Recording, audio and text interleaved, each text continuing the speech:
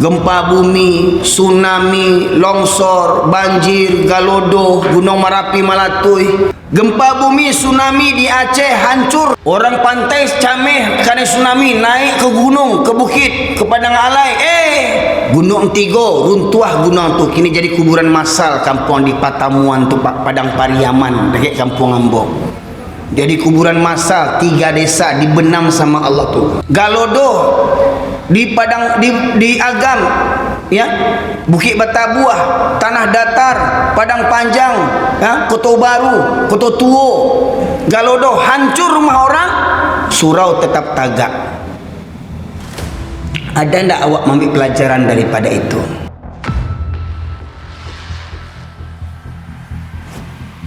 Sebagaimana tema yang sebenarnya saya angkat Bapak sekalian dalam tema safari dakwah ini adalah mengaku muslim tapi kok Tuhannya banyak.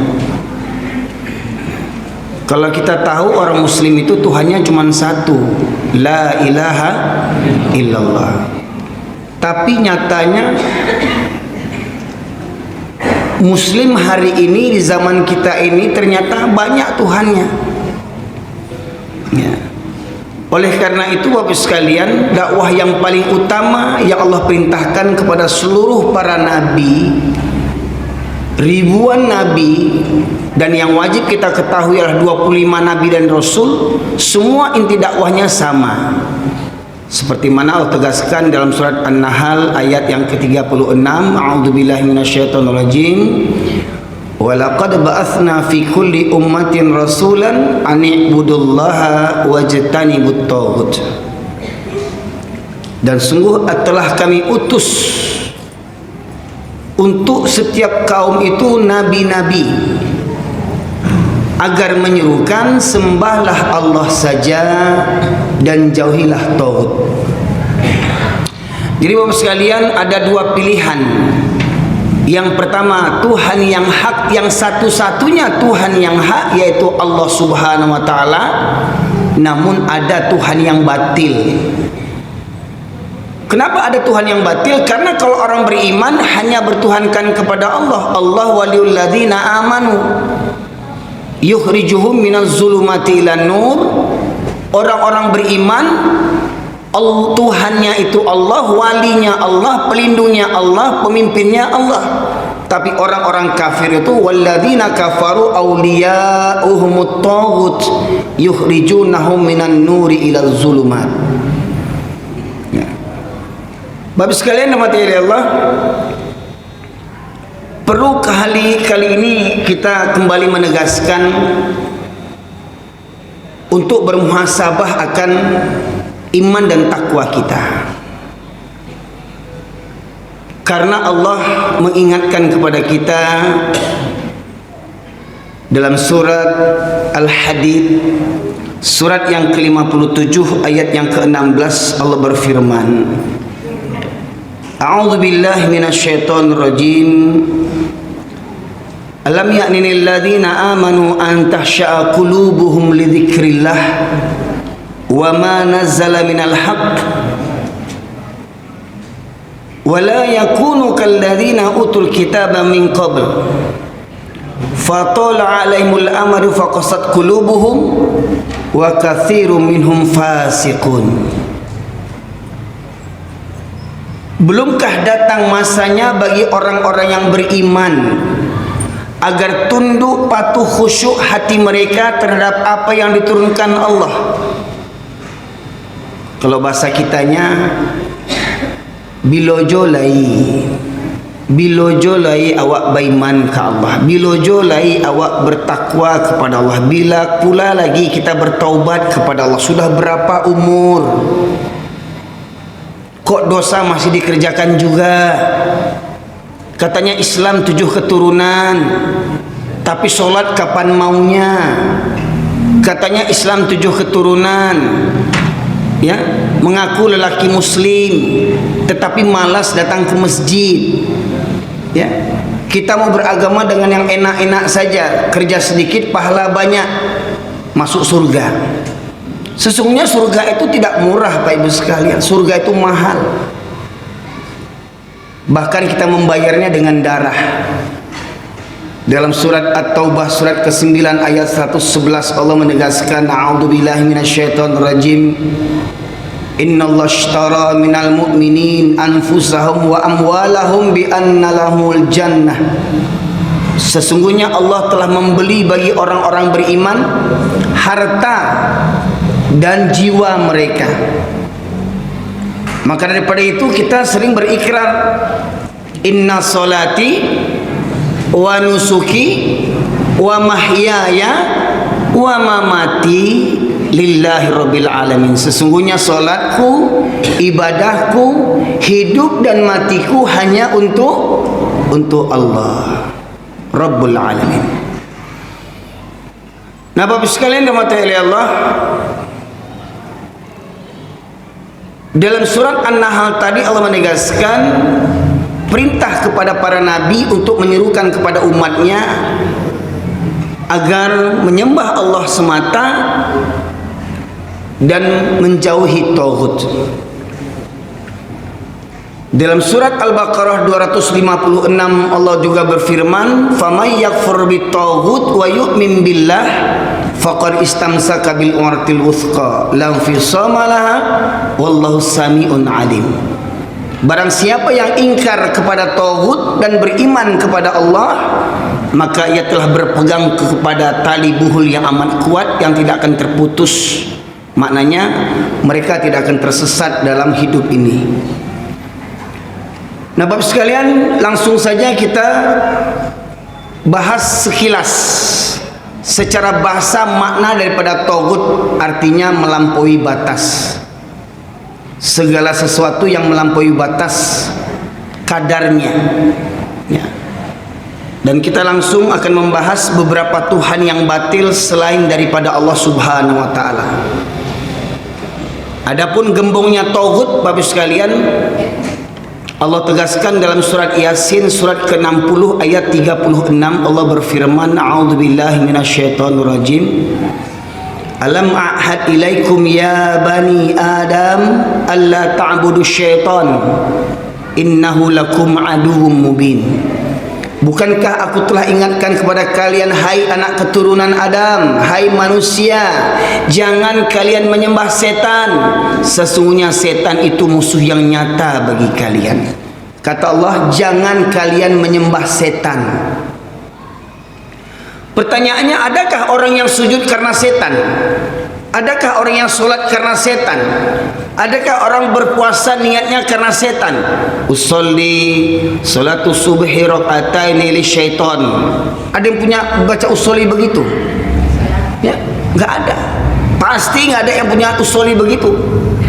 Tetapi ada orang yang sholat, satu sisi dia sholat, tetapi di sisi yang lain dia mentaati setan, menyembah setan. Gimana orang yang menyembah setan? Kalau dia menyembah Allah, sudah Islam 7 keturunan, apalagi dia orang Minang, orang Indonesia yang katanya mayoritas muslim terbesar di dunia, semestinya sudah begitu paham bahwasanya sholat itu Allah wajibkan sehari semalam itu 5 kali waktunya, 5 waktu sehari semalam. Dan itu jangan dikurang-kurangi lagi, jangan ditawar-tawar lagi. Tapi nyatanya hari ini Pak Ibu sekalian, betapa banyak orang Islam 7 keturunan yang sholatnya seminggu sekali. Banyak enggak kira-kira? Islam 7 keturunan, orang Minang lo tuh, ya, sholat seminggu sekali. Islam 7 keturunan, orang Minang lo tuh, baku mandang diazan nyoba empok di lapau. Kok pepatah nak tangguang, adai basani jo sarak basani jo kitabullah, sarak mangato adai memakai. Jangan sok-sok cerita adat orang Minangkabau. Kau jangan sok cerita adat orang Minangkabau. Kau jangan santiang cerita adat kalau tidak mengarati jo kitabullah. Yang paling wajib dipelajari orang Minang bukan adat, tapi kitabullah Al-Quran. Tidak mati awak karena adat. Bahkan banyak yang sasek di adat, Pak Ibu sekalian. Makanya falsafah Minang tadi menyebutkan adat basandi jo sarak. Maknanya apa? Jangan sabui adai Minangkabau kalau tidak sesuai josara. Yo itu Pak. Sebab sebelum Nabi Muhammad diutus menjadi Rasul, diangkat menjadi Rasul, ya, itu nenek moyangnya di negeri Arab itu adalah memahami adat jahiliyah, ya, menyembah berhala. Mereka buat patung, mereka berikan nama Lata, Manna, Uzza, dan ingat itu nama orang-orang soleh mereka terdahulu. Ya. Nah, Bapak sekalian dirahmati oleh Allah, kalau orang yang beriman bertuhankan kepada Allah Subhanahu wa taala, suka atau tidak suka, rela atau terpaksa, ya, mau tak mau, kalau masih mengaku beragama Islam, dia harus tetap mengerjakan sholat 5 waktu sehari semalam tanpa dikurang-kurangi, apapun alasannya. Karena kita semua sudah belajar, orang sakit saja wajib sholat, tidak bisa berwudu boleh tayamum, tidak bisa sholat berdiri boleh duduk, tidak bisa sholat duduk boleh berbaring, tidak bisa berbaring, sudah berbaring, tidak bisa mengangkat tangan untuk takbir, boleh dengan isyarat, dengan kedipan mata. Maknanya apa? Ketika sakit pun orang Islam tidak akan pernah meninggalkan sholat. Malangnya Pak, hari ini banyak orang Islam ketika sakit malah tak sholat. Banyak enggak? Coba cek di rumah sakit Pak Ibu sekalian. Berapa banyak orang yang terbujur kaku, terbujur terbaring di rumah sakit, mengaku beragama Islam tapi malah tak sholat. Semestinya dengan sakit itulah dia semakin dekat kepada Allah, tetapi malah dia lebih jauh kepada Allah Subhanahu wa taala. Ya. Padahal dia mengaku Islam 7 keturunan, apa dia tidak tahu itu? Jadi kalau ada orang Islam, mau orang Minang, mau orang Jawa, mau orang Indonesia, mau orang Afrika, sholat seminggu sekali, pada hakikatnya mereka tidak bertuhankan kepada Allah. Ketika mereka tidak sholat, maka siapa yang mereka taati? Siapa yang mereka sembah? Syaitan. Tidak ada yang lain. Pasti dia menyembah setan. Gimana menyembah setan? Mentaati setan. Gimana caranya? Alah, ngapain sholat? Tuh, garin imam rajin sholat, nggak kaya-kaya juga nya katanya. Ya. Tuh lihat tuh tetangga sebelah tuh, Karajo Bampo, main chip, korupsi, bazina, kayojonya, batambah anaknya, batambah bininya. Sembayangnya seminggu sekalinya. Celek tuh rajin sholat tuh, sakit taruh, miskin taruh. Ya, bisikan setan. Ya, mangabana sholat, ngapain sholat? Ya, orang sholat itu kan belum tentu masuk surga. Ngapain kalilah berjilbab? Yang berjilbab itu tuh belum tentu masuk surga. Betul kata mereka itu Pak. Yang sholat itu belum dijamin masuk surga. Yang berjilbab itu belum dijamin masuk surga. Sedangkan sholat saja sudah, berjilbab sudah tidak dijamin masuk surga, apalagi nggak sholat. Tahu diuntung kenapa?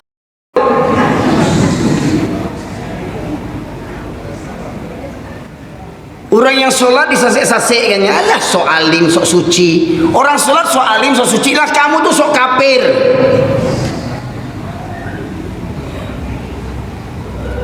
Ya. Udah sholat orang disasek-sasekkan juga lagi. Nah, ini wajar Pak Ibu sekalian. Kenapa orang yang ahli maksiat itu benci kepada orang-orang yang beribadah? Nanti kita akan mudah-mudahan sampai waktunya kita bahas itu Pak Ibu sekalian. Jadi yang pertama, yang banyak disembah manusia bahkan orang Islam hari ini adalah mereka menyembah setan. Allah haramkan judi. Pertanyaannya, yang agen judi siapa? Orang Islam. Allah haramkan narkoba. Yang jual narkoba siapa? Orang Islam. Bahkan di Sumatera Barat ada Kapoldanya Teddy Minahasa dapet gala datua. Kau di orang Minang kau pandi bana ya, mudah bana magi orang gala datua dek nyoba pangke algiah gala datua. Entah kok datuk maringgi dah ada. Kau orang tak jelek-jelek mentang-mentang bapangke jenderal lagi gala datua. Ujung-ujungnya apa? Tatangko jual narkoba Kapolda. Itu loh kemenang kau orang tu. Inyo kemenang kau orang, inyo lagi narkoba. Jadi jangan haraplah narkoba ini bisa diberantas Bapak Ibu sekalian. Mereka bosnya.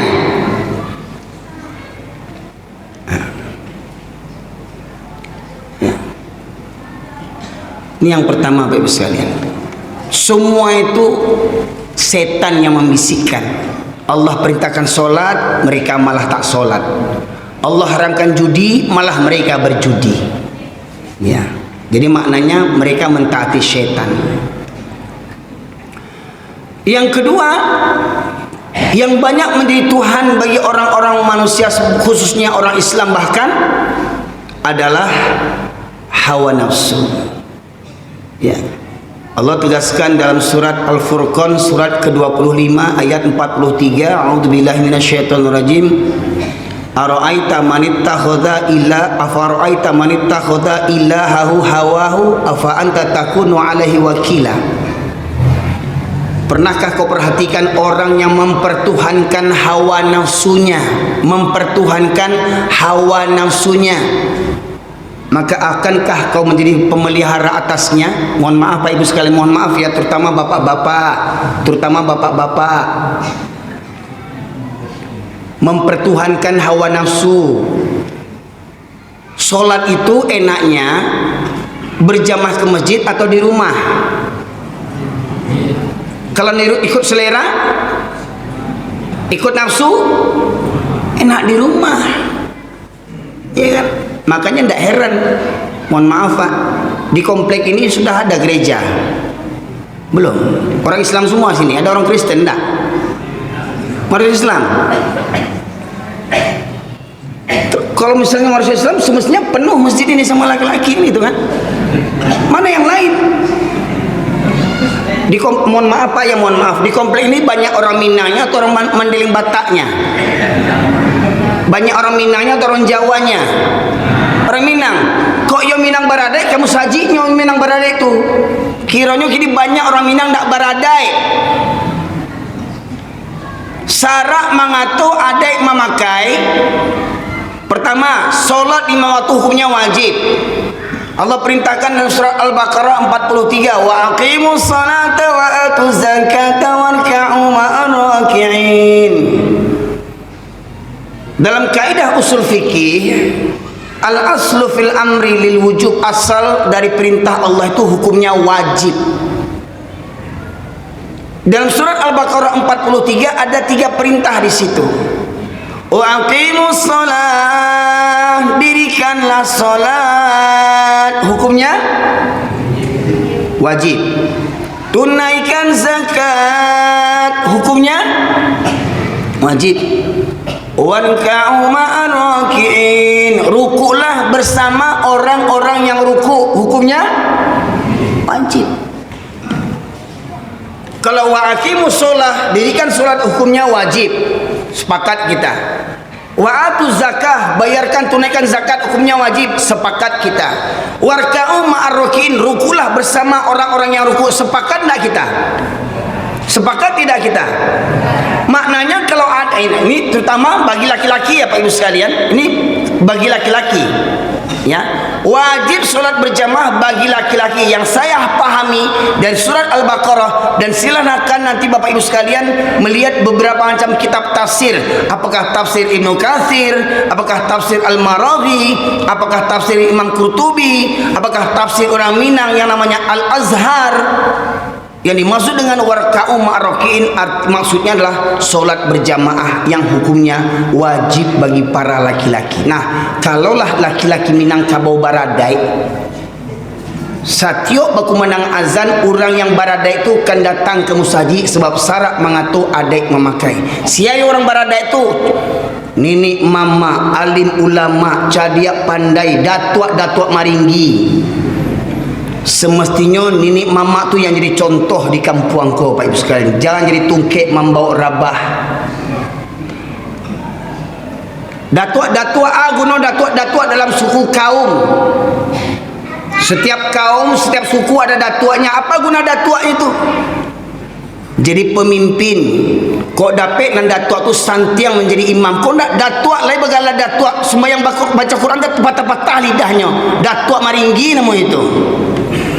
Datuk nak pandai baca Quran. Buat malu. Ya.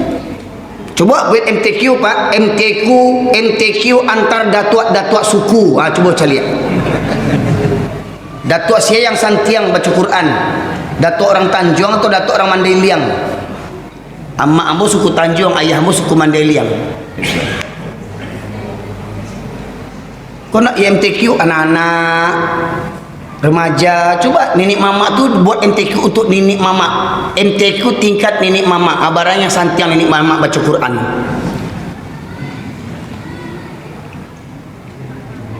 Ya. Jangan berang lo nenek mama kok berang buat perlombaan tu. Buat uji coba, buat survei, jangan berang kambo kok. Kurang ajar apa jago aja. Nenek mama ke diagonya. Ya. Hawa nafsu Pak. Subuh itu enaknya tidur apa sholat? Hah? Tidur, kata orang mereka tidur. Makanya lihat berapa banyak yang datang sholat dibandingkan yang tidur. Mohon maaf, sholat subuh Pak. Berapa jamaah safnya sholat subuh di masjid ini? Ada 3 saf. Berapa saf Pak? 1,5. 1,5. Atau paling tidak 2 saf. Ya. Terus untuk apa kita buat bertingkat masjid kita ini? Hah? Kemana yang lainnya? Waktu subuh 2 saf. Sholat Jumat penuh tak Pak? Sampai ke atas? Sampai keluar? Di atas bisi? Penuh? Nah, subuh kemana yang lainnya? Subuhnya kemana? Nah, tuh katanya Buya Hamka bilang, kalau ingin melihat orang Islam, lihat waktu sholat Jumat, keluar tuh yang pampuk keluar, yang suka main chip keluar, yang koruptor keluar, yang pangicuah keluar, yang panduto keluar, yang perangai bantuk baruak keluar. Ya, itu sholat Jumat. Tapi kalau ingin melihat orang beriman, caliak waktu subuh. Siapa yang selalu datang waktu subuh itu orang yang beriman tuh. Innama ya'muru masajidallahi man amana billah wal yaumil akhir. Hanya orang beriman sajalah yang memakmurkan masjid, dan memakmurkan masjid yang paling utama itu menghadiri solat 5 waktu. Itu yang paling utama dalam memakmurkan masjid, Pak Ibu sekalian. Ya. Makanya Ibu sekalian kalau cari menantu itu yang beriman. Bukan sarjana ukurannya, bukan yang bagala CD ukurannya, enggak. Ya. Yang beriman. Cari di waktu di masjid waktu subuh. Siapa yang sering datang ke masjid waktu subuh, ambil jadi menantu. Walau umurnya 65, 70. Loh kok galak Pak? Ambo serius kok Pak.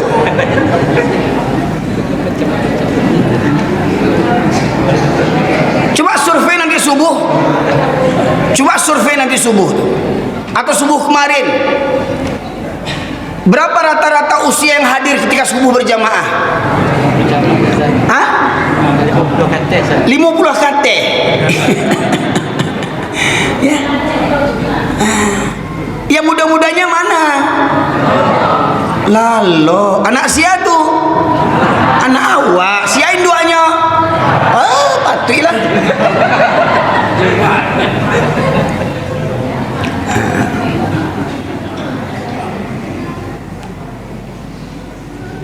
Bukankah Allah menegaskan teguran bagi orang beriman? Ya ayyuhalladzina amanu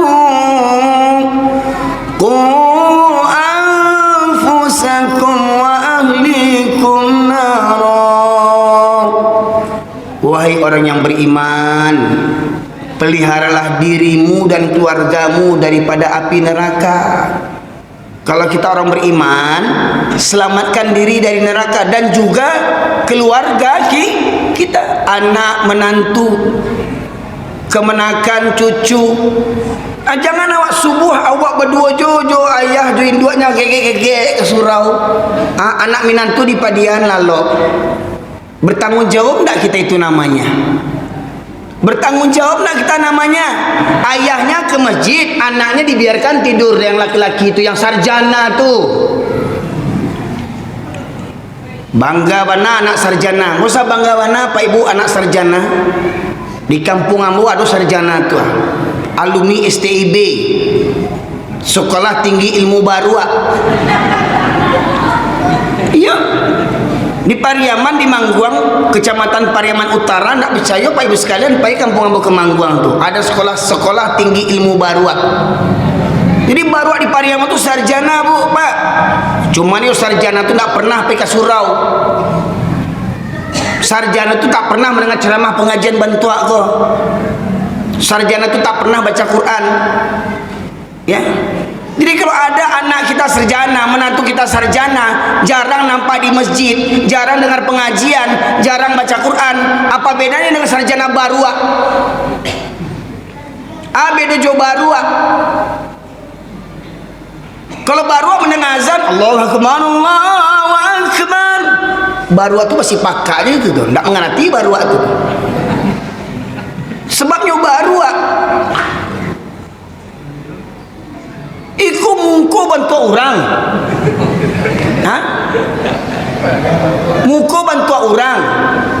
Mandang azan nak menggari, kiranya hatinya hati baruak kiranya. Botosat lah mulai kasar je nampaknya ke. Pak Ibu sekalian, zaman kini miris kita Pak Ibu sekalian. Ba aku bantu tu kecik orang kasar kaji yang bo kareh bana kaji ustaz di YouTube tu. Mohon maaf Pak Ibu sekalian. Sebab apa sebabnya?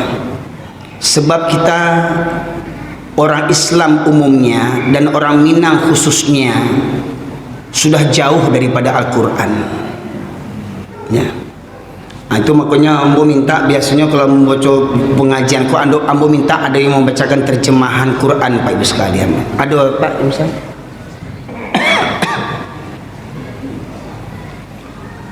Ya, jangan beko salah sangka. Jadi mohon maaf kalau Bapak Ibu cari di YouTube kareh mana kaji ustaz ko, nang kareh ko sebenarnya sia gini ko yang kareh gini ko. Ya.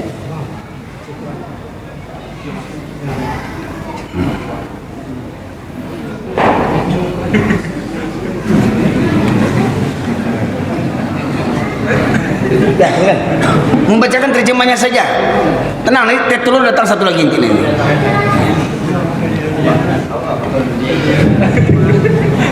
Masya Allah. Ini namanya acara hitam putih. Iya. Silakan dibuka Pak. Dibuka surat ke-7 ayat 175 dan 176. Terjemahnya saja baca. Nanti Bapak Ibu silakan baca ayatnya, lafaz ayatnya di rumah masing-masing. Karena saya yakin kita sudah sering baca Quran, tapi jangan lupa kita kadang jarang baca terjemahan. Kadang ketika kita baca terjemahan pun kadang nggak paham kita, yang kita baca tuh nggak paham sambil lewat aja. Maka kita dengarkan terjemahan surat Al-A'raf ayat 175.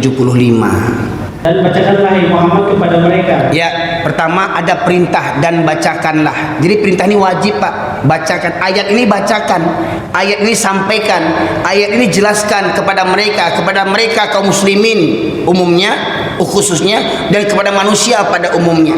Bacakan kepada mereka, kepada orang muslimin. Apa yang mau dibacakan? Berita orang yang telah kami berikan ayat kami kepadanya.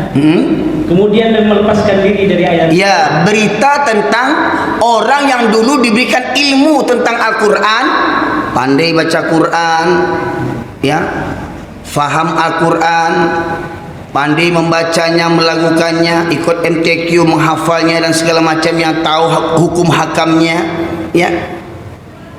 dulu diberikan ilmu itu, ilmu tentang Al-Quran, lalu dia melepaskan diri dari ayat-ayat itu. Maknanya apa? Dulu dia belajar Quran, namun karena perasaan hidup, karena kesenangan hidup, lupa baca Quran lagi. Ya, tidak ada waktu untuk baca Quran lagi. Nah, ya, tidak mengamalkan isi Al-Quran. Dulu kecil-kecil tahu sholat hukumnya wajib, judi itu haram, kalau taat ujungnya ke surga, kalau maksiat ujungnya ke neraka. Tahu dulu, takut, ingin ke surga, takut ke neraka dulu waktu kecil-kecil. Semakin besar malah nggak ada rasa takut. Maka apa kata Allah? Lalu dia diikuti oleh syaitan. Terus? Maka jadilah ia termasuk orang yang sesat. Nah, jadi kalau sudah lama nggak ngaji lagi, di ngaji itu kalau dapat istiqomah, jangan waktu ketek-ketek juga mengaji, jangan waktu di pesantren juga mengaji. Kadang anak was sekolah pesantren, tamat pesantren dan ngaji-ngaji, ya. Waktu pesantren anak kita yang perempuan pakai jilbab, lepas di pesantren tanggal jilbabnya, itu contoh misalkan, ya. Waktu jadi kuliah di IAIN, numpang tinggal di masjid, jadi garin, buka pintu azan, datang lebih dulu karena tidur di masjid, ya, dikasih beras, dikasih gaji. Waktu kuliah, sudah dapat sarjana, nggak napa lagi ke masjid. Kalau ditanya, kenapa nggak ke masjid? Saya kan sudah sarjana baru namanya itu. Ya. Waktu jadi garin rajin ke masjid, soalnya tidur di masjid. Sudah tamat, sudah bergelar sarjana, tetap ke masjid enggak? Ya. Nah, itu. Dulu dia belajar agama, kemudian dia tinggalkan ilmu agamanya itu, dia tidak amalkan ilmu agamanya, maka dia akan diikuti oleh setan sampai dia tergoda. Lanjut. 175. 176 ya. Ayat 176. Dan sekiranya kami menghendaki, niscaya kami tinggikan derajatnya dengan ayat-ayat itu. Tetapi dia cenderung kepada dunia dan mengikuti keinginannya yang rendah. Maka perumpamaannya seperti anjing. Seperti apa? Anjing. Oh, anjing. Kata Quran. Kok kasar kali Pak bilang anjing? Allah yang bilang. Itu tuh terus anjing tuh. Ya, kama salil kalbi. Oh, enggak wow ya. Enggak bisa diperlunak bahasanya. Enggak bisa. Oh, enggak bisa ya? Ya, terserahlah. Tanggung jawab nih Pak ya? Iya, tanggung jawab bisa Pak. Bapak direkam ini. Bapak bilang anjing dikejar orang. Lanjut. Jika kamu menghalalnya, dijulurkannya lidahnya. Dan jika kamu membiarkannya, ia menjulurkan lidahnya juga. Demikianlah perumpamaan orang-orang yang mendustakan ayat-ayat kami. Maka ceritakanlah kisah-kisah itu agar mereka berpikir. Apa kata Allah Bapak Ibu sekalian? Kalau kami menghendaki, kalau kami mau, kata Allah, kami tinggikan derajatnya dengan ayat-ayat Al-Quran itu. Jadi tinggi derajat kita Pak, bukan sarjananya. Tinggi derajat kita itu bukan karena pangkat harta dan jabatan. Tinggi derajat kita ketika kita memahami dan mengamalkan Al-Quran. Ya. Itu puncaknya. Puncak pengagungan terhadap Al-Quran adalah mengamalkannya, Bapak Ibu sekalian. Nah, namun kata Allah, tetapi mereka cenderung kepada dunia. Dulu dia belajar agama, dulu dia belajar Al-Quran, dek perasain hidup, merantau dari kampung ke dari Pariaman ke Pekanbaru, dari Sumatera Barat ke Pekanbaru, merantau ke Malaysia, merantau ke Batam, merantau ke Jawa untuk cari nafkah, cari uang. Tidak ada waktu untuk mengaji lagi. Ya. Subuh-subuh udah berangkat, nggak sempat sholat, ya. Hingga akhirnya apa? Sudah lama tidak mengaji, lama tidak ke surau, ya, dan mengikuti hawa nafsunya yang rendah, ya, mengikuti hawa nafsu. Ya, Allah itu kan maha tahu, ya. Sholat itu kan nggak dipaksa. Apa gunanya sholat kalau kita nggak ikhlas? Pertanyaannya, ya, sholat itu perlu ikhlas atau tidak? Tidak. Yang penting sholat, masalah ikhlas atau tidaknya itu urusan kalian nanti diterima Allah atau tidak. Yang penting sholat dulu. Kalau memang mengaku beragama Islam. Karena kata Rasulullah, al-farqu bainana wa bainahum shalah faman taraka faqad kafara. Beda kita orang Islam dengan orang kafir adalah salat. Barang siapa meninggalkan salat maka ia telah kafir. Masalah salat diterima atau tidak itu urusan Allah. Allah yang menilai siapa di antara kita yang layak terima salatnya ini. Ya. Tidak ada jaminan orang yang jenggotnya panjang pasti diterima salatnya. Gak ada jaminan orang yang berjubah pasti diterima sholatnya. Gak ada yang jaminan orang yang hafiz Quran diterima sholatnya. Bahkan kata Allah, fawailul lil musallin, neraka wail untuk orang yang sholat. Kenapa kok orang sholat ini neraka wail untuknya? Karena sholatnya cuma kedok saja. Karena inti daripada sholat, inna sholata tanha anil fahsya'i wal munkar. Sholat itu mencegah daripada perbuatan keji dan mungkar. Itu inti sholat, Bapak Ibu sekalian. Jadi rajin sholat judi ya juga, rajin sholat dengki ya juga, rajin sholat fitnah ya juga, rajin sholat gunjing ya juga. Nah, itu dia. Orang yang begitu tuh neraka wail untuknya. Ya. Alladzina hum an salatihim sahun, yang mereka lalai daripada salatnya, kadang salat kadang tidak. Jumat salat, asar tidak. Puasa salat, raya tidak. Lucunya bulan puasa salat tarawih, salat dia ikut berjamaah salat tarawih. Maghrib enggak salat. Kan sakit otak namanya itu. Ada pula yang bulan Ramadan sanggup puasa tapi tak salat. Buka puasa di kafe-kafe, di kafe-kafe penuh, kafe-kafe tuh, restoran-restoran tuh, orang mau buka puasa. Pertanyaannya, kapan sholatnya? Di mana sholatnya? Cukup ndak musolanya? Cukup ndak tempat wudhunya? Ya, Pak Ibu sekalian. Maka sebaik-baik tempat berbuka itu di masjid. Ya, makanya Pak, ada di Sumatera Barat, Nagari Siano namanya. Bukit Tinggi Agam. Saya ada sekitar 5 tahun rutin berdakwah di situ. Pengurus masjid mengupayakan setiap bulan Ramadan berbuka puasa 30 hari atau 29 hari semuanya berbuka di masjid. Warga kampung semuanya di masjid, Pak. Makanya waktu maghrib itu penuh warga itu dengan berbuka puasa. Semuanya, besar kecil, tua muda, laki perempuan. Nah, pertanyaannya, masjid kita begitu enggak? Ya. Nah, tolong upayakan itu nanti tuh masjid kita maghribnya semuanya berbuka di masjid. Ya. Bapak Ibu sekalian, mati Allah. Jadi kata Allah tadi, kalau kami menghendaki kami tinggikan derajatnya dengan ayat-ayat itu, tetapi dia cenderung kepada dunia dan mengikuti nafsunya rendah, maka perumpamanya seperti anjing, kata Allah. Kata orang kasar kali Islam, perumpamaan seperti anjing. Saya perlu nak bahasanya, perumpamanya seperti anjing. Waktu kecil dia tahu sholat hukumnya wajib. Kalau nggak sholat hukumnya dosa.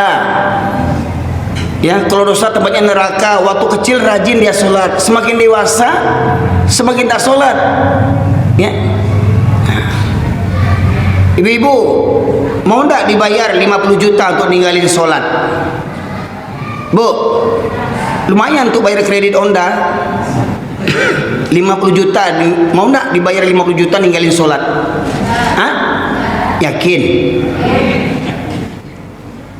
Sepakat nggak orang sakit wajib sholat? Sepakat? Tadi kita bilang kalau nggak sanggup berwudu tayamum, nggak sanggup berdiri duduk, nggak sanggup duduk berbaring, nggak bisa mengangkat tangan dengan isyarat. Walau sakit tetap wajib sholat. Sepakat? Siap?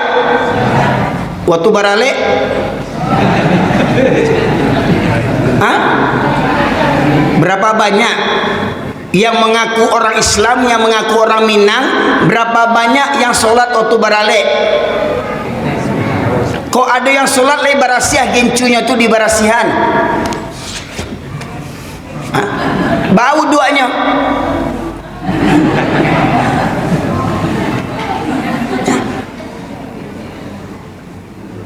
Kalau mau make up bantu tuh supaya hilang tuh pakai backlin. Pakai busa untuk nyuci piring tuh. Untuk tapi survei membuktikan banyak anak Darojo Marapulai yang tak sholat waktu baralek. Betul tak?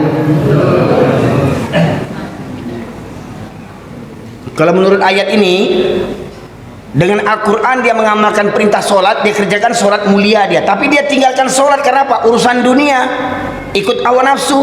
Bawa ke sholat gincu kau, bawa make up kau, bawa calak kau, bawa suntiang kau, bawa tamu di tibo tua, bawa ke sholat awak ikut hawa nafsu. Anak darwanjiang tu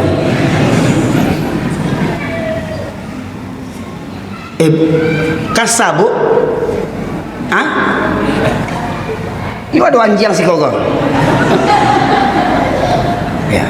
Walau syi'na larafa'na biha walakinna akhlada ilal arwattaba'a hawa famathaluhu kamathalil kalbi. Kalbi itu artinya anjing. Dan dia awak orang Minang tahu patata petitih, aduh kata mendaki atau kata menurun, aduh nenek mama alim ulama yang sopan mengecek jangan sabui anjing. Wow. Boleh habis itu Pak dirubah kata anjing menjadi wow.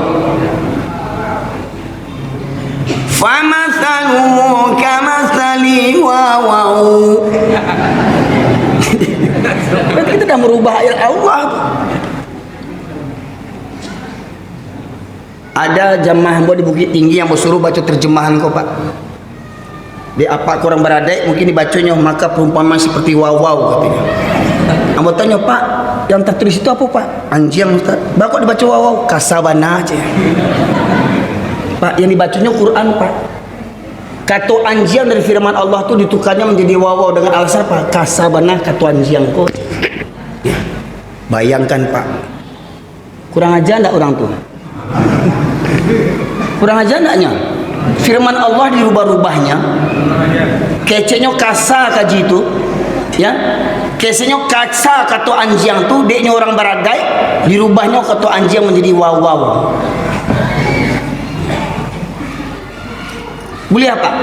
Satu huruf saja dirubah ayat Al-Quran boleh enggak? Baris atas diganti dengan baris bawah boleh enggak?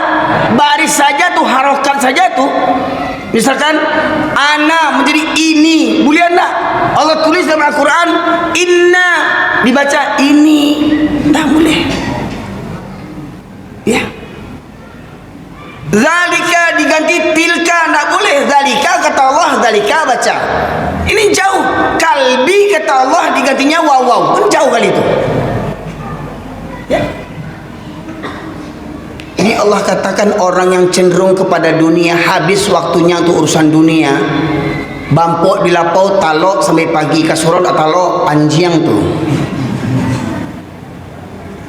Nonton bola talok sampai pagi sampai subuh, main handphone, main chip talok sampai subuh, sumbayang indah anjing tu. Loh ini kata Allah Pak. Kamu nak ngarang-ngarang makanya mau suruh ada yang mau terjemahan jangan berang kamu apa kau berangan apa yang muncul dulu. Kamu sudah kau pulang Pak, apa tinggal siko kata dia Pak.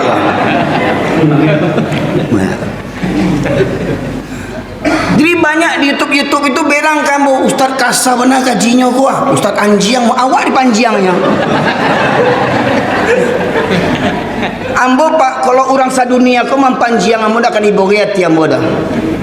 Orang sadunia kau menyebut saya anjing, enggak akan ibah hati saya, tapi jangan sampai Allah yang menyebut saya anjing.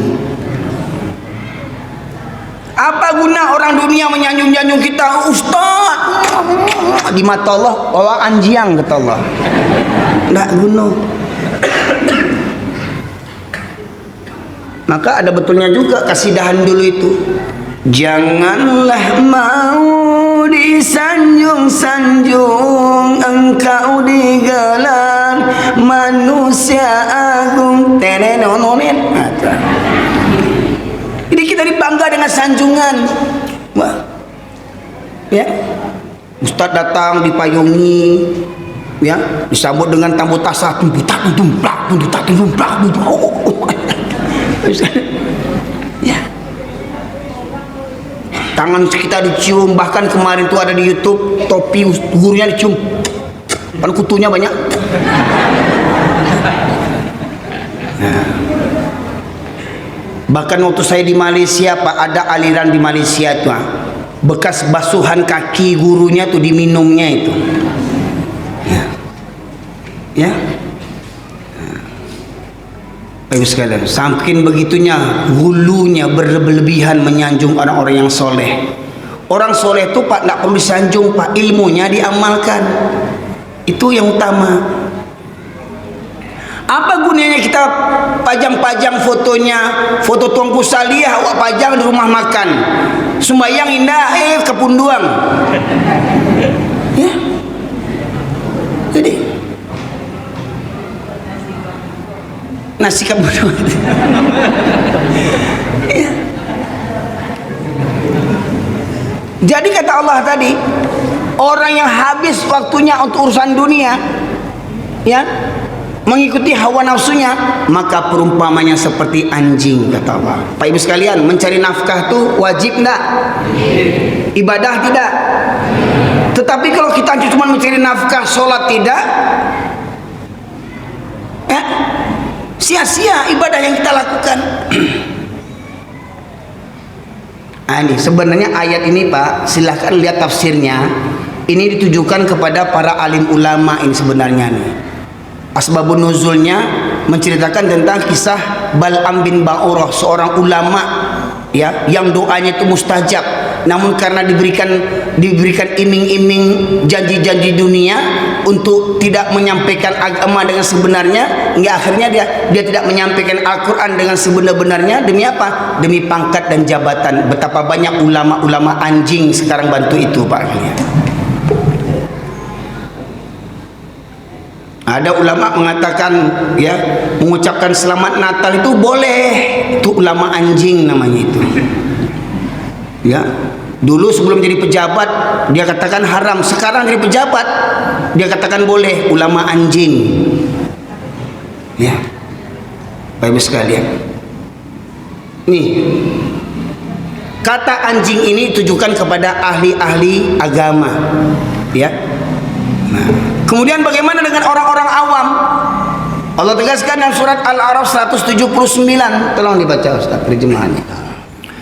وَلَقَدْ ذَرَأْنَا لِجَهَنَّمَ كَثِيرًا مِنَ الْجِنِّ وَالْإِنسِ لَهُمْ قُلُوبٌ لَا يَفْقَهُونَ بِهَا وَلَهُمْ أَعْيُنٌ لَا يُبْصِرُونَ بِهَا وَلَهُمْ آذَانٌ لَا يَسْمَعُونَ بِهَا أُولَئِكَ كَالْأَنْعَامِ بَلْ هُمْ أَضَلُّ أُولَئِكَ هُمُ الْغَافِلُونَ. Dan sungguh akan kami penuhkan neraka jahanam banyak dari kalangan jin dan manusia.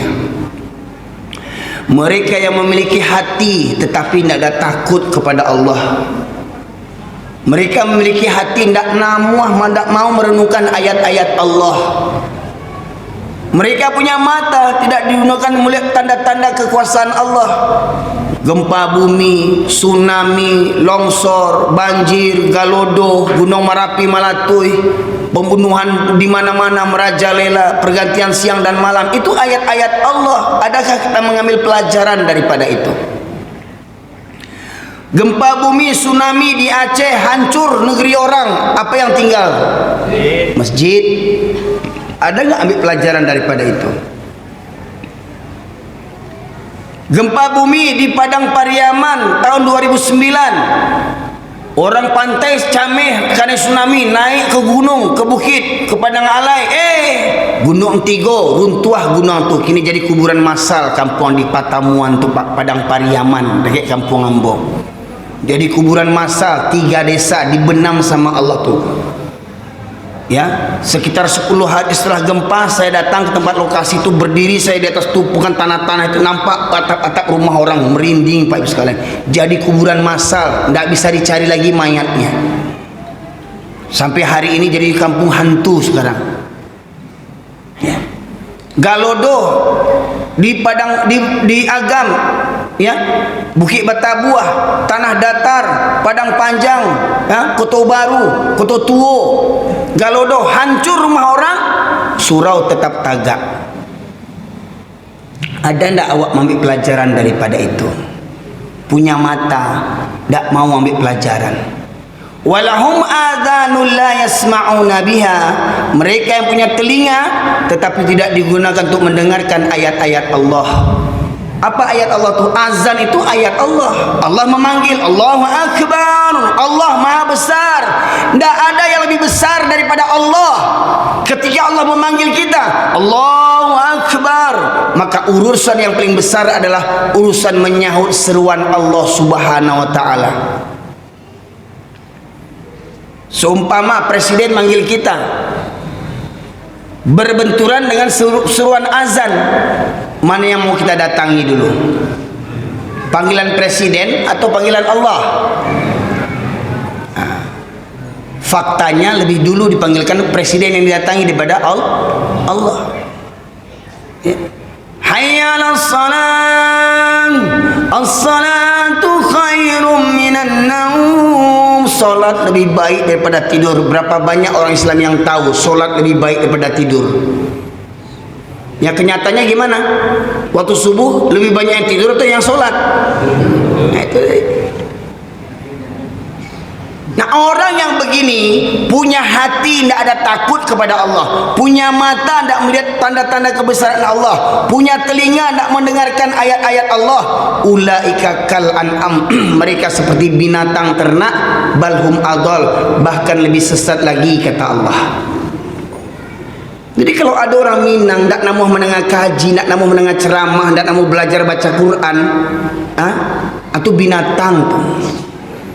Jadi tidak ada ceritanya orang Minang nak pandai baca Quran. Semestinya orang Minang santiang baca Quran. Sebab adik bahasa di Sarak, Sarak bahasa di Kitabullah. Kitabullah itu Al-Quran. Jadi semestinya orang Minangkabau sebelum bicara adat harus bicara Al-Quran dulu. Kupas Al-Quran, baca Al-Quran, pahami Al-Quran.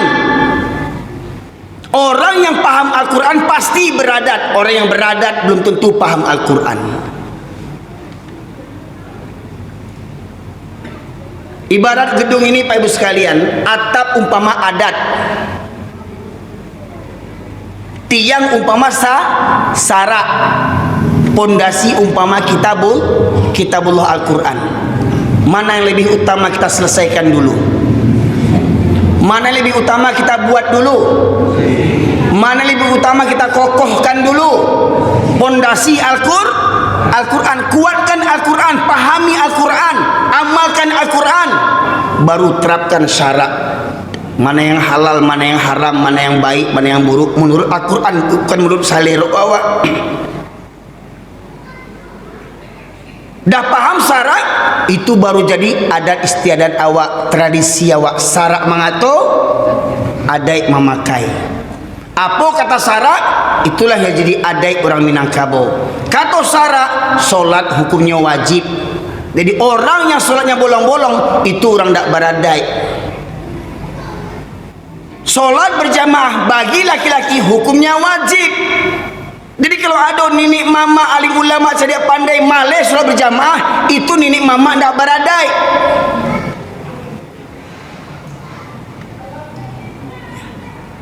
Nenek mama binatang yang kayak begitu Pak Ibu sekalian. Nenek mama yang malas ke masjid, nenek mama kabau, buruk daripada kabau lagi. Bukan ketambo kata Allah, wah surah Al-A'raf 179. Kau ada bundukan duang, indak berjilbab, bundukan duang kabau. Ada bundukan duang tu barale datang tembus tasa bergoyang-goyang, tak ada rasul malunya. Bundukan duang kambiang tu.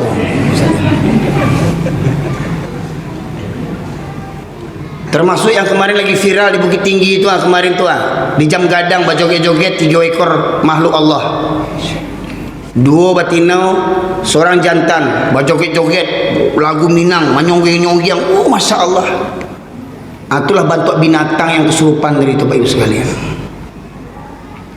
Ya, enggak ada rasa malu.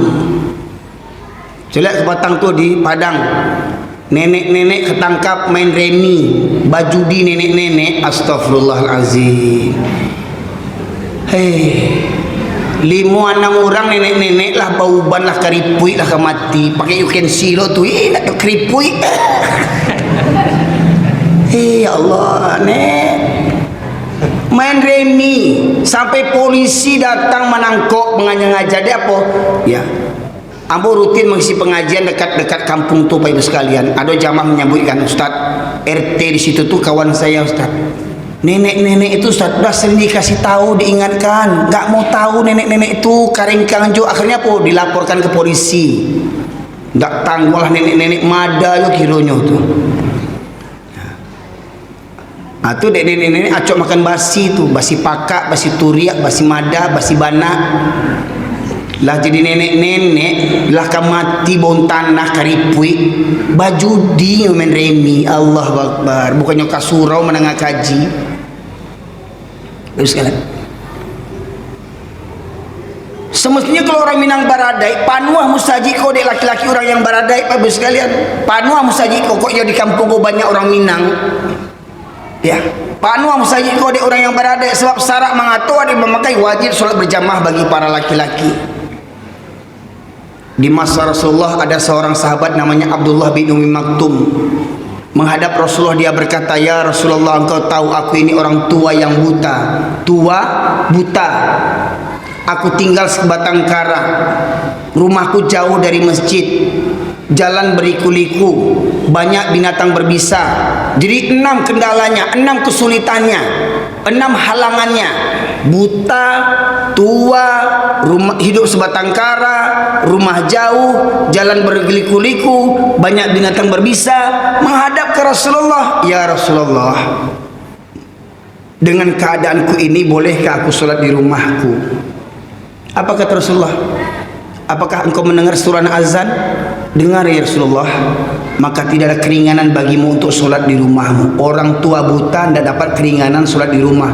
Hei tetangga masjid yang malas ke masjid, apamu yang buta? Rumah dekat dengan masjid, bertetangga dengan masjid, berkumandang azan bersaut-sautan, tinggal pilih mau sholat di mana. Motor kredit 3, mobil kredit 5, belum lunas-lunas hutang riba ya. Bagi jalan-jalan bisa, kenapa tidak pakai Honda motor itu ke masjid? Silakan pergi. Oh, kata hadis Nabi, kalau semakin banyak melangkah semakin banyak pahala. Rumah saya depan masjid, pendek kali pahala saya mau buat musim balik mana? Ke Pasir Pangarayan, sholat subuh sampai sana zuhur.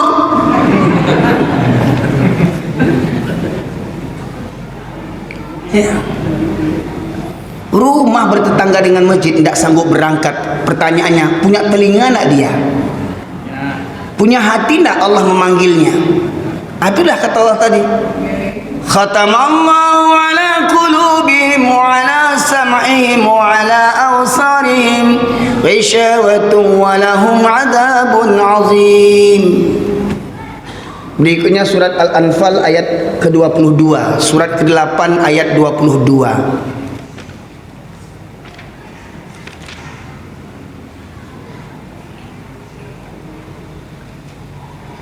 Surat ke-8 Al-Anfal ayat 22. Ya. Yang artinya sesungguhnya makhluk yang bergerak, yang bernyawa, yang paling buruk dalam pandangan Allah ialah mereka yang tuli, yang bisu, tidak mendengar dan memahami kebenaran, yaitu orang-orang yang tidak mengerti. Makhluk bergerak dan bernyawa, Pak Ibu sekalian, makhluk bergerak bernyawa itu apa aja? Pohon bisa bergerak enggak jalan-jalan? Hah? Berarti dia bukan makhluk yang bergerak. Bernyawa tidak? Bernyawa. Binatang bisa bergerak enggak? Bisa berjalan enggak? Bisa. Bernyawa tidak? Manusia bisa bergerak tidak? Bernyawa tidak? Nah, kalau dalam bahasa yang lain Pak Ibu sekalian, ad-dawwabun itu maknanya binatang melata. Ya. Nah, kalau menurut Bapak Ibu sekalian, mohon maaf, binatang apa yang paling buruk kalau menurut Bapak Ibu sekalian? Binatang apa yang paling hina? Hah? Anjing kan? Babi. 3? Aku banyak di kampung aku barua. Nah, di kedai kopi banyak baru-baru aku. Bawa Ustaz, ambo Pak waktu pulang kampung, pertama tinggal di kampung, ambo cuba jodoh duduk di lapau tu, kece orang supaya bermasyarakat, duduklah di lapau supaya tahu orang, duduk awak di lapau. Di meja tu apa-apa ko main batu domino. Di meja tu apa-apa kau main catur, di meja tu main remi, banyak yang bau ban. Sedang main tu baruak wang mah je. Di pa baruaknya kawannya, lah bau ban kau. Aku cakap wang tu nak baruak je. Dah 2 baruak. Aku cakap baruak aniang lah 3 baruak tu. Ambo cameh bu sudah ku ambol di pa baruak li ancak pulang wak sudah tu le.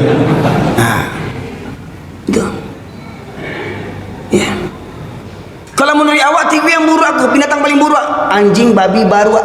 Tapi menurut Allah, inna syarrad dawabi indallah, sesungguhnya binatang yang paling buruk dalam pandangan Allah, binatang yang paling buruk dalam pandangan Allah adalah orang yang peka dan orang yang bisu. Amu kasih itu orang yang peka dengan orang yang bisu. Pakak saja lahir, pakak dah menangani dimba orang, pakak mendengarkan kebenaran. Azan berkumandang, rumah di muka surau, dak barangkali ilmu saji, lebih buruk daripada anjing tu ni. Ya, kecil Allah tu Pak. Ya, ada penceramah, pendakwah, tahu dalil, tahu hadis, bisa menyampaikan, cuma boh takut dek jamaah banci beko, takut orang berang, takut presiden berang, nan kelamak lama juga sampai beko berang orang beko. Karih bana kaji, beko kok karih kaji beko ndak diundang awak beko, ndak diundang awak beko di mana pe amplop. Kau Pak ambo lagi tahu ke pengurus kau Pak. Kalau untuk ambo mundang jangan cameh jo Pak. Ambo di mana dia orang amplop, campaan amplop tu. Iya. Bima dia lagi orang ceramah mau ke Jakarta, ke Jambi, ke Aceh, dia lagi orang campaan. Iya. Tak percaya bu? Hah? Tu yo diambil isinya dulu. Loh, kok juisi isinya dibuang bu? Kok? Basobo orang pampok kok. Sedangnya mabuk-mabuk nampak amplop kok dibuka piti dipasangnya BT berdosonya awak berdosa lah supaya tidak berdosa ambo tak berdosa ambo selamain pitihnya dulu. Dan kejahatan itu kan terjadi hanya karena ada kesempatan gitu. Awalnya tidak berniatnya dia nampak pitih berniat berjudinya kan awak jadi sumber maksiat awak ambo selamain pitihnya dulu. Jadi kalau jamaah mengundang, usah camih lah mikirin amplop, transfer aja lah agak 5 juta, kok 7 juta. Ya. Kok kadang ada ustaz meninggal amplop, kok karih bana, kok tak singgung orang, kok tak diundang awak beli aja. Ya. Akhirnya kebenaran disembunyikannya. Ya, itulah yang kata Allah, menjual ayat-ayat Allah dengan harga yang sangat murah. Benar katakan benar, salah katakan salah. Kulil haqqa walau kana murron, katakan yang benar walaupun pahit rasanya. Nabi Ibrahim berdakwah benar nak? Baik Bu, Nabi Ibrahim dakwahnya benar nak? Tapi Nabi Ibrahim dibakar. Nabi Musa dakwahnya benar nak? Tapi Nabi Musa mau ditangkap sama Fir'aun. Nabi Isa dakwahnya benar nak? Tapi Nabi Isa mau disalib. Ya, Nabi Zakaria dakwahnya benar nak? Tapi Nabi Zakaria digergaji sampai mati. Nabi Muhammad SAW dakwahnya benar nak? Tapi Nabi Muhammad SAW mau dibunuh sama orang kampung. Di kampung Nabi Muhammad berdakwah ke dibunuh orang kampungnya. Orang kampung ke membunuhnya. Sampai Allah perintahkan Nabi Muhammad dan para sahabat hijrah ke Madinah, Pak Ibu sekalian. Baitubana, Pak Ibu sekalian. Iko kalau ustaz-ustaz ceramah santai-santai yang sanang-sanang juga ceramah dipertanyakan ceramahnya itu Bapak Ibu sekalian. Yang didakwahkannya itu. Ya. Dan risiko berdakwah ini Pak Ibu sekalian pasti apa kata Allah dan surat Al-An'am ayat 112. Wa kadzalika ja'alna likulli nabiyyin aduwwan syayatinil insi wal jins. Dan demikianlah kami jadikan untuk para nabi musuh-musuh dari kalangan setan, musuh-musuh dari setan dari kalangan jin dan manusia. Jadi setiap nabi punya musuh. Pertanyaannya, kita pengikut nabi nak? Hah, Pak Ibu? Pengikut nabi nak? Kita bernabikan kepada Nabi Ibrahim tidak? Bernabikan kepada Nabi Musa tidak? Bernabikan kepada Nabi Isa tidak?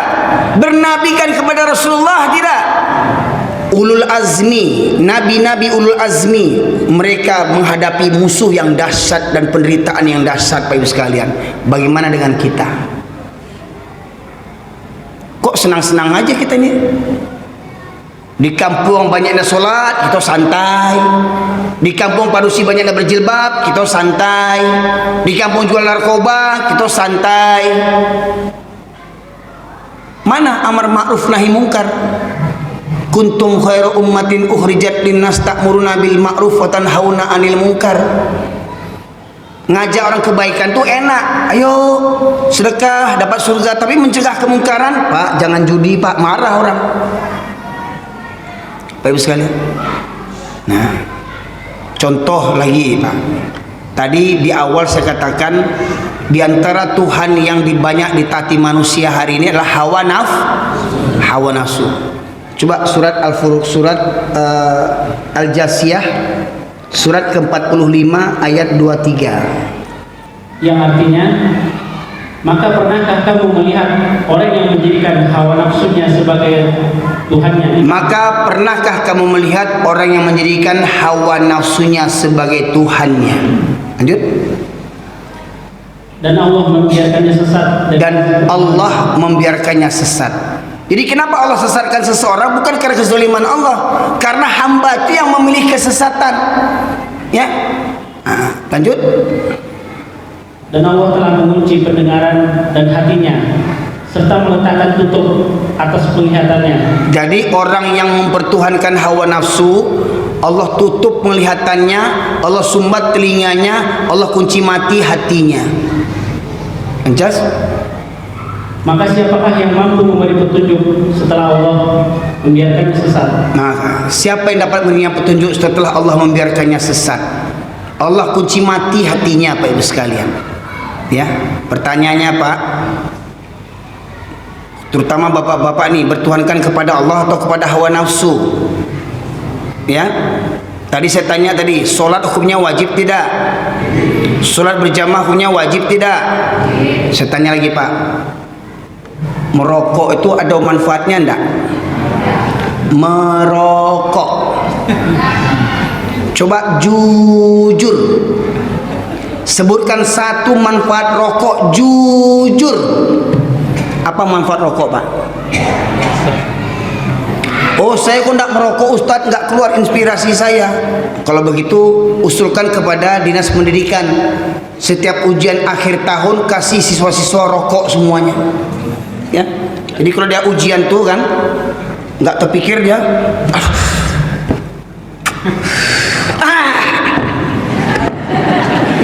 dari SD kasih rokok biar lulus semua, ya, buntu otaknya, merokok dulu.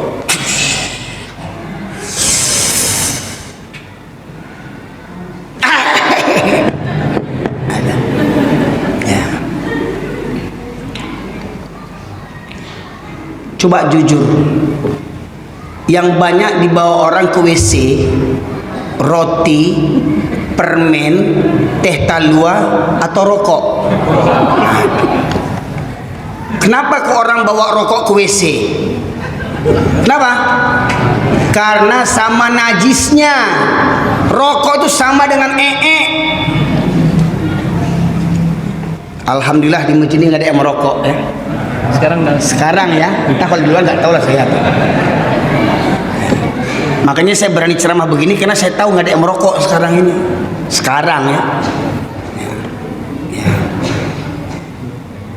Nggak usah cerita agama Pak, tanya sama dokter kafir Pak. Alah Ustaz, saya umur saya 70 tahun merokok panjang umur saya, itu anak tuh umur 5 tahun mati gitu ya. Ya. Nah cobalah kalau bisa supaya panjang umur cucu bapak itu, bapak merokok kasih cucu rokok. Wah ini nak biar panjang umur macam kakek. Nah, mohon maaf Pak ya, mohon maaf Pak. Ya, coba masuk akal enggak? Kita bakar, asapnya kita sedot, dan bahkan nikotin itu kapasnya tuh setelah diteliti banyak unsur-unsur babinya Pak Ibu sekalian. Gimana mau sholat kita diterima oleh Allah sementara kita mengkonsumsi hal yang haram? Pak, betapa zolimnya kita. Lihat, tanya pada dokter-dokter kafir sekalipun, perokok pasif lebih berbahaya daripada perokok aktif. Orang yang nak merokok tetapi menghisap asap rokok itu Pak, lebih besar risikonya daripada yang perokok misalnya. Dan penelitian kesehatan ya, karena rokok beribu orang mati dalam sehari Pak Ibu sekalian. Tapi ya alah, itu kan karena Ustaz nggak merokok. Itu kiai-kiai itu merokok Ustaz, Habib-habib itu merokok ya. Ikutan kita bukan Habib, ikutan kita bukan kiai, ikutan kita Rasulullah. Fa in tanazatum fi syai'in faruddu ilallah war rasul. Apabila kamu berbeda pendapat tentang urusan agama, maka kembalikan kepada Allah dan Rasul. Tidak ada kembalikan kata guru saya, kata kiai saya, kata Habib saya.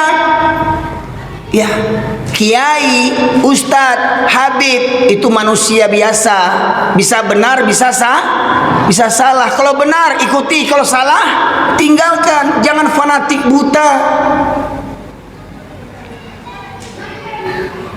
Bapak sekalian, kita iba mencelia orang Palestina dibantai.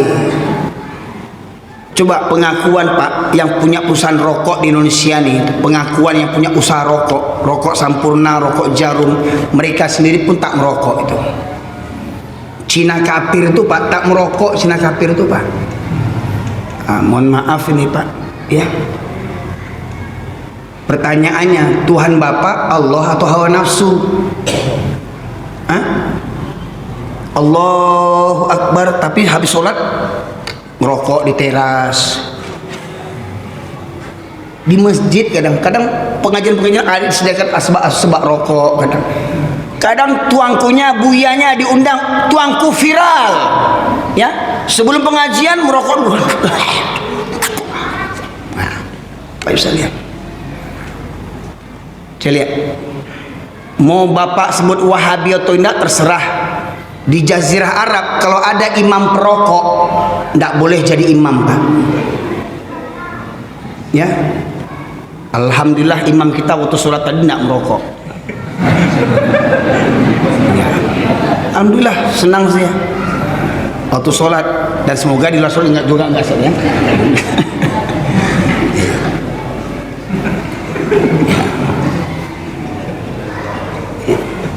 Mohon maaf Pak ya, ini dah mulai panas nih bapak-bapak yang merokok nih kayak ini. Nah, ya, ini kaji Pak yang harus disampaikan Pak Ibu sekalian.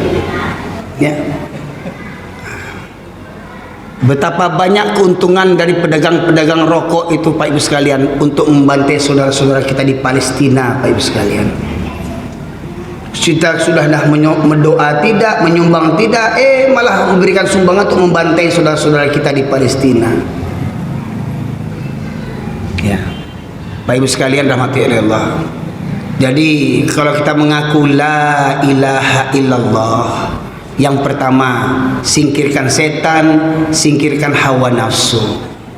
Bapak Ibu sekalian. Yang ketiga, ya, ada 8 perkara yang boleh dicintai tetapi akhirnya menjadi Tuhan selain daripada Allah. Surat At-Taubah surat ke-9 ayat 24 Allah berfirman, قل إن كان آباءكم وأبناؤكم وإخوانكم وأزواجكم وعشيرتكم وأموال اقترفتموها وتجارة تخشون كسادها ومساكن ترضونها.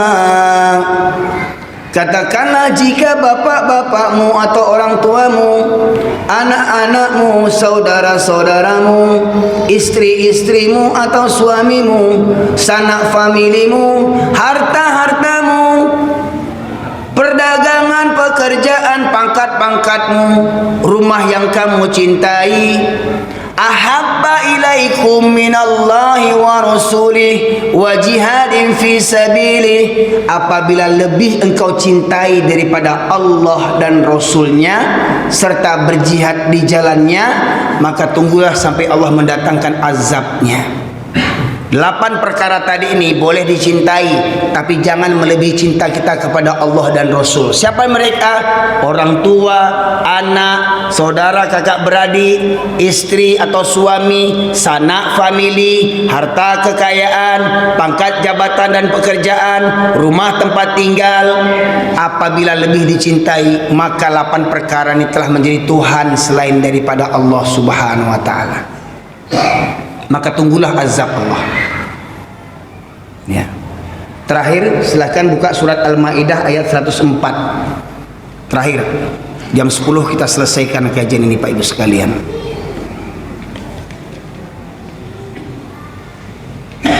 Terjemahannya bacakan. Al-Maidah ayat 104 ya. Yang artinya, dan apabila dikatakan kepada mereka, marilah mengikuti apa yang diturunkan Allah dan mengikuti Rasul, mereka menjawab, cukuplah bagi kami apa yang kami dapati dari nenek moyang kami mengerjakannya. Apakah mereka akan mengikuti juga nenek moyang mereka, walaupun nenek moyang mereka itu tidak mengetahui apa-apa dan tidak pula mendapat petunjuk? Ya, ketika diajak mari ikuti Al-Quran, mari ikuti hadis, apa kata orang kampung? Oh, kami cukup apa yang kami dapati sejak saya susu anduang-anduang kami, nenek moyang kami lah bantu tu. Ya, kata Allah, apakah kamu akan mengikuti juga nenek moyang kamu? Pada nenek moyang kamu tu tidak mendapat petunjuk, tidak mengetahui. Oh, kami biasa kalau mendoa pakai kemenyan. Nenek moyang kita orang Hindu dulu. Ya. Oh, kami kalau mendoa itu, ya, Bapak sekalian, kalau bertagak-tagak kudo bangun rumah, didabi ayam, serahkan darahnya. Oh, kami kalau lahiran anak di bawah kasur, masukkan benang, gunting, pisau, ladiang, singso.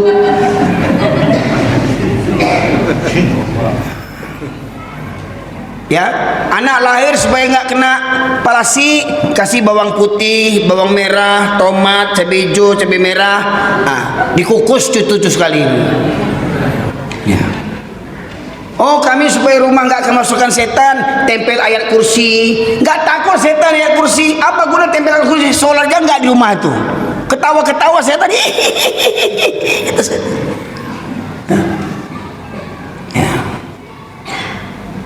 Tradisi nenek moyang, ya. Olah sejak esok kami bantu aku, lah dijalehkan ikut Al-Qurannya bantu aku, hadis bantu aku. Oh, kami lah bantu aku dulu sejak esok. Jadi ubah jolai Tuhannya nenek moyangnya, Bapak Ibu sekalian. Ya. Nah, ini Pak Ibu sekalian, di antara Tuhan-Tuhan yang batil selain daripada Allah, baru berapa kita bahas tadi itu. Yang pertama setan, yang kedua hawa nafsu, yang ketiga nenek moyang, dan ternyata banyak lagi Pak Ibu sekalian Tuhan yang batil itu yang banyak menjadi Tuhan bagi kita orang Islam hari ini Pak Ibu sekalian. Jadi hati-hati, ya. Kalau kita tidak benar-benar mencari hidayah, tekun beribadah, belajar Pak Ibu sekalian, maka niscaya amal kita akan sia-sia Bapak Ibu sekalian. Ya. Semoga kiranya ilmu agama ini yang kita bahas bersama memberikan manfaat bagi kita semuanya. agar kita kembali meluruskan pemahaman kita, terus belajar sampai akhir hayat kita, sebagaimana pepatah mengatakan, tuntulah ilmu dari buayan sampai ke liang lahat. Tadi disampaikan oleh ustaz kita, ya, orang yang cenderung kepada dunia, menundukkan hawa nafsunya yang rendah, maka perumpamannya seperti anjing. Dan kita sepakati, ya, hadis menyebutkan bahwasanya solat berjamaah hukumnya wajib bagi para laki-laki. Makanya hati-hati nanti nih, yang subuh nggak datang tadi, hati-hati, anjing atau orang itu nanti. Ya, ya. Syarat mengatur adik memakai solat berjamaah hukumnya wajib bagi para laki-laki. Jadi kalau ada laki-laki nak ke masjid subuh nanti, itu berarti anjing itu dia. Mohon maaf, ya. Alhamdulillah yang datang sekarang ini orang semua nih, alhamdulillah. Cuma nggak tahu subuh nanti, ya. Jangan marah sama saya, Pak. Buat Quran ini, ya. Baca Quran ini, renung-renungkan Quran ini, ya. Yang kasar tuh kata saya yang kasar atau hati kita yang keras membatu, ya. Sudah sekian tahun hidup beragama, nggak ngerti juga lagi, ya. Maka pentingnya kita menuntut ilmu agama, ya. Walaupun sakit rasanya, tapi ingat, setiap obat yang kita minum untuk sembuh, kebanyakan pahit obat itu enggak, tapi mau nggak mau harus diminum demi kesembuhan kita. Seperti kalau kita sakit, kena penyakit gula stadium 4 lah, baulek kaki itu lah, busuk kaki itu. Kalau ingin panjang umur joleh, dipotong kaki itu enggak, diamputasi pak kaki itu supaya bisa panjang umur. Sakit enggak dipotong amputasi itu? Sakit, tapi demi kesembuhan kita, demi panjang umur, kita buang yang kaki yang busuk itu. Sakit. Betul loh Pak, Ibu, anak-anak awak sunek itu, ketek-ketek itu sunek, sakit nak sunek? Letakkan apa? Rasa sunek dulu Pak. Ya. Nah, tapi demi kesehatan kita, demi perintah ketaatan kepada Allah dan Rasulnya, kita korbankan ujung sunek itu. Ya, Pak bisa lihat. Nah, begitu pula ketika mendengar kaji ini Pak, sakit nak mendengar kaji kau, tak singgung awak nak? Yang punya hati tersinggung, yang mudah-mudahan berubah. Tapi kalau hatinya sudah membatu, emang gue pikirin, itu betul-betul anjing yang pajak gaya itu tuh, ya. Ndak berubah jo sudah kolej, yo sebana anjing tuh, ya. Nah, maka harapan kita semoga dengan kaji ini, ya, semoga hati kira yang keras membatu itu hancur luluh dengan ayat-ayat Al-Quran hingga runtuh kesombongan kita di hadapan Allah Subhanahu Wa Taala. Demikian saja Bapak sekalian yang dirahmati Allah. Semoga kiranya majlis kita ini diridhai dan diberkahi oleh Allah Subhanahu Wa Taala. Semoga kiranya Allah ampunkan dosa-dosa kita semuanya. Allah ampunkan dosa-dosa kedua orang tua kita. Allah ampunkan dosa keluarga-keluarga kita. Semoga Allah anugerahkan kepada kita keluarga yang sakinah, mawaddah, warahmah. Semoga Allah terima segala amal ibadah kita. Allah mudahkan kita untuk tunduk patuh kepadanya. Semoga dengan senantiasa Bapak Ibu sekalian di kegelapan malam, maghrib, isya, subuh berangkat ke masjid, semoga di akhirat Allah berikan cahaya yang sempurna. Semoga kiranya senantiasa Bapak Ibu datang ke masjid, semoga kiranya mati kita dalam keadaan husnul khotimah. Semoga kiranya Allah hindari negeri kita, jauhkan dari musibah, bencana, malapetaka. Semoga Allah anugerahkan kepada kita pemimpin-pemimpin yang soleh dan bertakwa, dan Allah musnahkan orang-orang yang zalim, yang ingin menghancurkan negeri kita, yang ingin menghancurkan agama Allah. Semoga Allah berikan hidayah kepada mereka. Bila mereka tidak bertobat, semoga Allah hancur leburkan harta mereka, kekuatan mereka, keluarga mereka. Allah hinakan di dunia dan di akhirat. Semoga kiranya di Masjid Baitul Amal ini kita menghadiri undangan Allah. Di masjid ini Bapak Ibu berkumpul bertemu bersama. Semoga kita pulang bersama ke kampung halaman awak di Sarogo, berkumpul balik awak satu kampung di surga firdausnya Allah Subhanahu Wa Taala. Subhanakallahumma bihamdika asyhadu an la ilaha illa anta astaghfiruka wa atubu ilaik. Alhamdulillahirabbil alamin. Assalamualaikum warahmatullahi wabarakatuh.